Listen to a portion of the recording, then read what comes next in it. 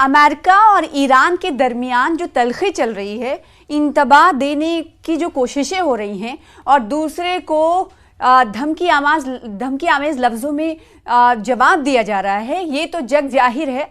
पूरी दुनिया इससे वाक़फ़ियत हासिल कर रही, यानी मोर्चा बंदी किस तरीके से ईरान कर रहा है और किस तरीके से अमेरिका के लहजे में नरमी आई है, ये तो सभी को पता है। लेकिन क्या आपको मालूम है कि इस वक्त ईरान में चल क्या रहा है?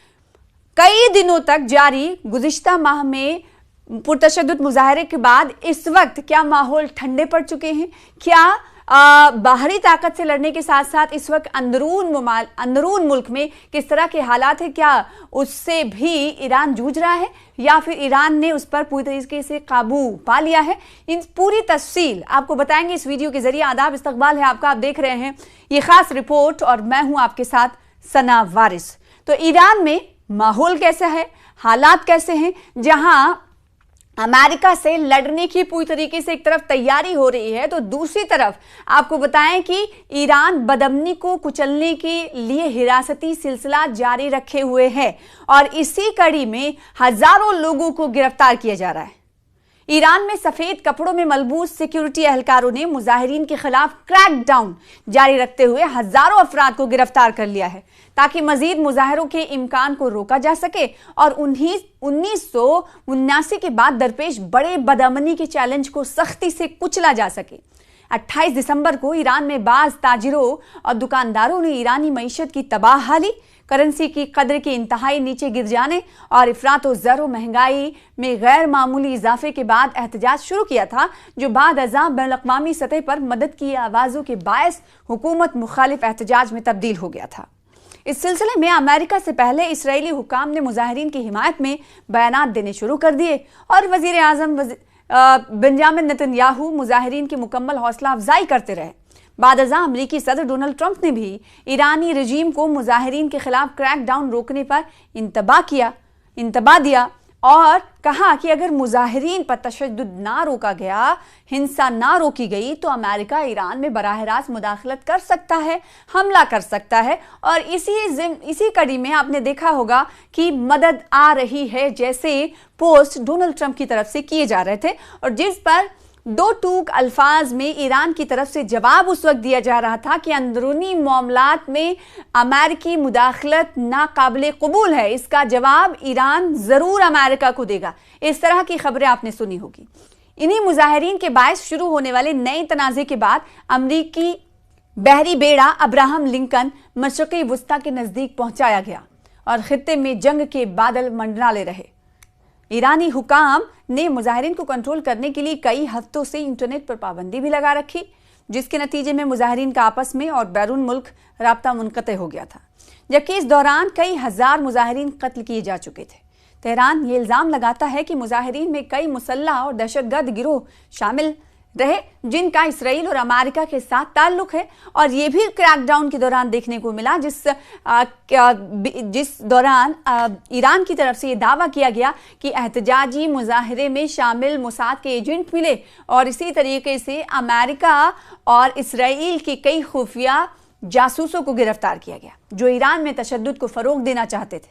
अमेरिका में कायम NGOs हैराना के मुताबिक अब तक ईरान में 6000 अफराद को हलाक किया जा चुका था, जबकि उस वक्त 17000 अफराद का पता चलने को लेकर भी बात कही जा रही थी जो हलाक हो गए हैं या उन्हें गिरफ्तार किया जा चुका है। तो इस वक्त ईरान में हालात मामूल पर तो लौट चुके हैं, लेकिन बदअमनी का शिकार है अभी भी ईरान। तो अपने गृह युद्ध तो नहीं, बल्कि ये कह सकते हैं कि अंदरून मामला ठीक नहीं है, उससे जूझ रहा है ईरान। तो दूसरी तरफ ईरान इकलौता एक ऐसा देश है, ऐसा मुल्क है जो अमेरिका को कड़ी टक्कर चाहे अल्फाज हो चाहे ताकत के जरिए दे रहा है। ईरानी हुकाम की तरफ से अब तक हलाकतों की जिस तादाद के हवाले से जो तस्दीक की गई है वो 3117 है। ईरानी हुकाम के मुताबिक इनमें सिक्योरिटी एहलकार और राहगीर भी शामिल हैं। दूसरी जानिब यह भी कहा जा रहा है कि ईरान में जिन लोगों को गिरफ्तार किया गया है उन्हें खुफिया जेलों में रखा गया है। मशरिक़ वुस्ता में सदर ट्रंप ने कहा है कि अगर ईरान ने मुजाहिरीन के खिलाफ तशद्दुद जारी रखा था उस वक्त, तो ईरान पर बमबारी की जाएगी और ये बात उस वक्त अमेरिका की तरफ से कह दी गई थी कि ईरानी हुकाम इन गिरफ्तारियों से खौफ फैलाना चाहते हैं ताकि लोग सड़कों पर ना आ सकें। ईरान पर अमरीकी हमले के हवाले से उस वक्त तक गैर यकीनी की सूरत हाल पाई जा रही थी।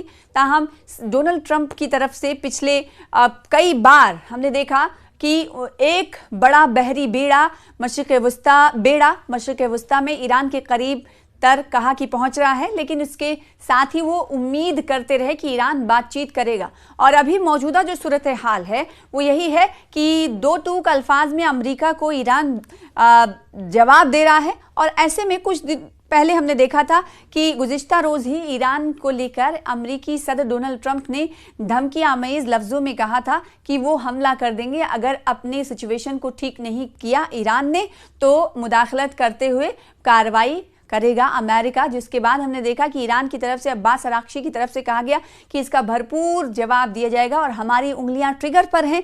ऐसे में अमेरिका के जो रवैया था, अमेरिका के रवैये में नरमी आए। उसके बाद हमने देखा कि अमेरिकी सदर डोनाल्ड ट्रंप के जो अल्फाज हैं, जो बयान हैं, उसमें नरमी आई। क्योंकि उनकी तरफ से नरमी इसलिए हम कह रहे हैं क्योंकि उनकी तरफ से ये कहा गया कि हम बातचीत की मेज़ पर आना चाहते हैं और हम खुला ऑप्शन रख रहे हैं। और उस वक्त मुजाहिरों में जो शामिल लोग थे उनको भी गिरफ्तार किया गया जिनका मुजाहिरों के साथ ताल्लुक नहीं था। देखिए, मुजाहिरीन को तो गिरफ्तार किया गया, दूसरी तरफ उनको भी गिरफ्तार किया गया जो मुजाहिरों में शामिल नहीं थे, ऐसा इल्ज़ाम भी लगाया गया। अलावा अज़ीम मुजाहिरीन के अहले खाना को गिरफ्तार कर लिया जाता है ताकि खौफ के फ़िज़ा को कायम किया जा सके। ऐसा कौन कह रहा है?